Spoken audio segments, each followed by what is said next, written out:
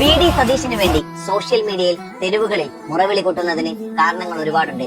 നിരാശയുടെ പടുകുഴിയിൽ നിന്ന് ഒരു പാർട്ടിയെ ഉയർത്തെഴുന്നേൽപ്പിച്ചു, ജീവശ്വാസം നൽകി, ചിതറിത്തെറിച്ചുകൊണ്ടിരുന്ന അണികൾക്ക് ആത്മവിശ്വാസം നൽകി, വീര്യം കൊടുത്തു. ഗ്രൂപ്പ് സമവാക്യങ്ങൾക്കപ്പുറം അവർ ത്രിവർണ പതാക എന്ന വികാരത്തിലേക്ക് വളർത്തി.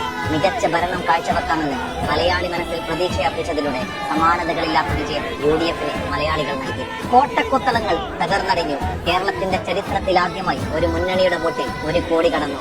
മലയാളി മനസ്സ് ഒന്നടങ്കം UDF-ലേക്ക് ചേക്കേറിയ ഒരു തിരഞ്ഞെടുപ്പാണ് കടന്നുപോയത്. ആ മലയാളിയുടെ രാഷ്ട്രീയ ഇഷ്ടങ്ങളിൽ നിന്ന് ഇന്ത്യൻ നാഷണൽ കോൺഗ്രസിനെ മായ്ച്ചു കളയുന്ന തീരുമാനങ്ങളാകരുത് നേതൃത്വത്തിന്റേത്.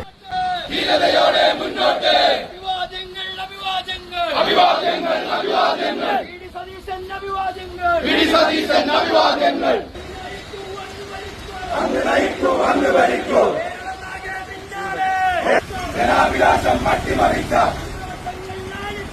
ജനരോഷങ്ങൾ ആളിപ്പടരും. അഭിവാദ്യങ്ങൾ അഭിവാദ്യങ്ങൾ. KC വേണുഗോപാലും രമേശ് ചെന്നിത്തലയും ഞങ്ങൾക്ക് പ്രിയപ്പെട്ട നേതാക്കൾ തന്നെയാണ്. ഈ പാർട്ടിക്ക് ജീവശ്വാസം നൽകിയവർ. പക്ഷെ ആളിക്കത്തുന്ന ജനരോഷം, ജനവികാരം വി.ഡി. സതീശന് വേണ്ടിയാണ്. രാഹുൽ ഗാന്ധിയുടെ ഫേസ്ബുക്ക് പോസ്റ്റിന് താഴെ ലക്ഷം കടന്നിരിക്കുന്ന കമന്റുകൾ. അവരാരും ഈ പാർട്ടിയിൽ നിന്ന് എന്തെങ്കിലും വ്യാമോഹിച്ചു വന്നവരല്ല.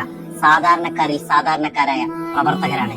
വി.ഡി. സതീശന് വേണ്ടി സോഷ്യൽ മീഡിയയിൽ തെരുവുകളിൽ മുറവിളി കൂട്ടുന്നതിന് കാരണങ്ങൾ ഒരുപാടുണ്ട്.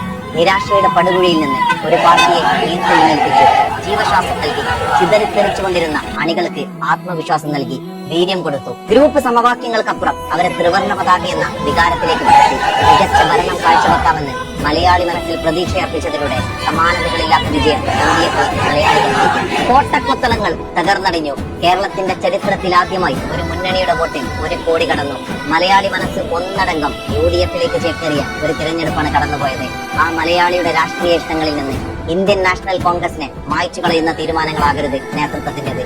ജനാധിപത്യത്തിൽ ഹൈക്കമാൻഡിനു മുകളിലാണ് ജനങ്ങളുടെ command. Kannur today news, Kannur.